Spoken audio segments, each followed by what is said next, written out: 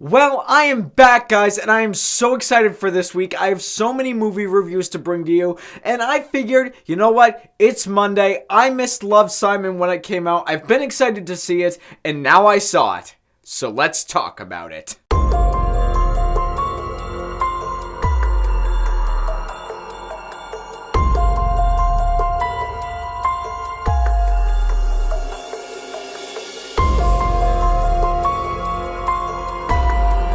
So Love, Simon is the story of Simon, who's a closeted gay kid at school, and he's trying to live life the best that he can, but the fact of the matter is, he's a closeted gay kid. He doesn't think anybody's going to really be able to accept him. He doesn't know if he's going to be able to find anybody else like him, until one day, he finds out through his friends and through his network that there is actually another closeted gay kid at school, and so Simon goes after that kid to see if he can find him, to see if he can possibly start a relationship with him.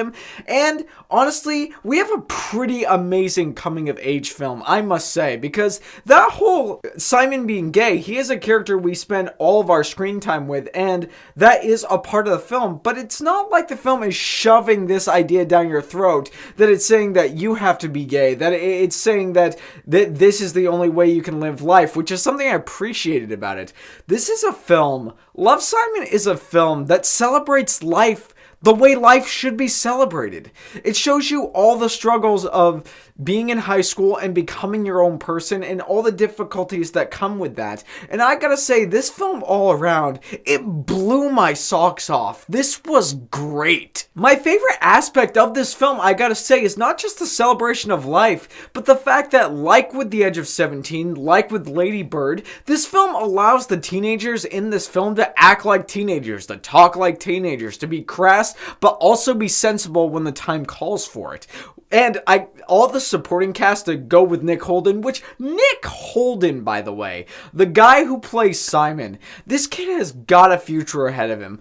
Honestly, when he was in Jurassic World, I didn't know what to think. I thought his performance there was kind of subpar and kind of horrendous. Here, I mean, it's kind of like the whole Haley Steinfeld thing. In fact, I think this film is as much a breakout role for him as Edge of 17 was for Haley Steinfeld, because he was very relatable. He was very emotional. There were so many things in his life to where, you know, he's not only dealing with the fact that he's a closeted gay kid, he's also dealing with the fact he's in high school. And high school for 90% of us was just flat out miserable. I know it was for me. This is a different spectrum for high school than it was in The Edge of 17, but it's still high school nonetheless. And I gotta say, every one of his friends, every one of the supporting cast in this movie was great. And I also gotta say, I was so happy to see Kaherine Langford in here. She plays one of Simon's closest friends, and she was also great. I mean, I loved her in 13 Reasons Why. I know that show as a whole is very divisive,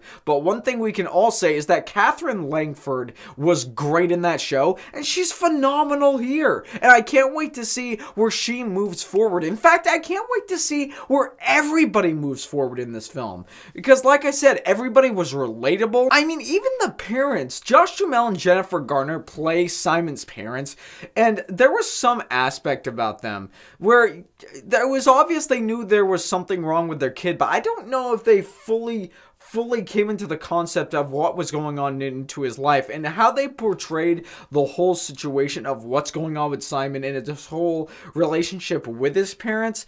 I absolutely loved it. It was something that, it was very much like the resolution between Lady Bird and her mother, or the resolution when it comes to Haley Steinfeld in The Edge of 17 and her brother in The Edge of 17.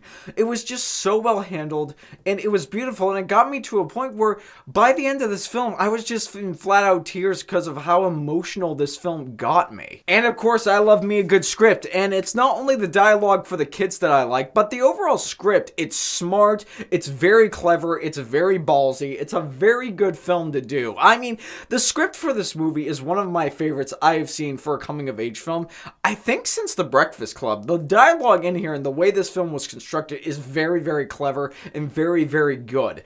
The only thing I will say about the film that I downright despised is the fact that the way they portrayed the bullying in this film, it's not the way they dealt with cruelty and the bullying and the harshness of realities when it comes to anybody who's different, be it a closeted gay kid or in my case, a theater kid. When it comes to the way they portrayed it, the bullying, it was very on point, but the way they resolved it, I honestly think it was a little bit too quick. And the one character that they tried to redeem, in my opinion, I don't think he was redeemable. Honestly, if it were up for me, I'd either drive him away. I just wanted to see this kid get thrown off a cliff. He was that awful. But guys, at the end of the day, I loved Love, Simon.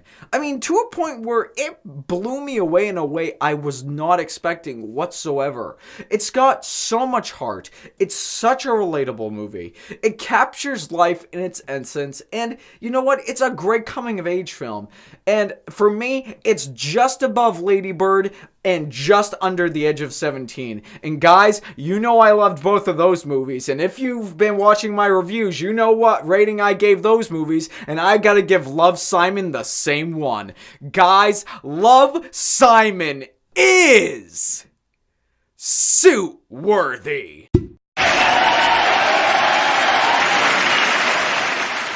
I gotta say, the past 3 years for coming-of-age films has been incredible. 2016 had Edge of 17, last year had Lady Bird, and now we have Love, Simon. I mean, this is just great. But guys, as always, it is what you say that matters. So if you had a chance to see Love, Simon, I imagine you have by now.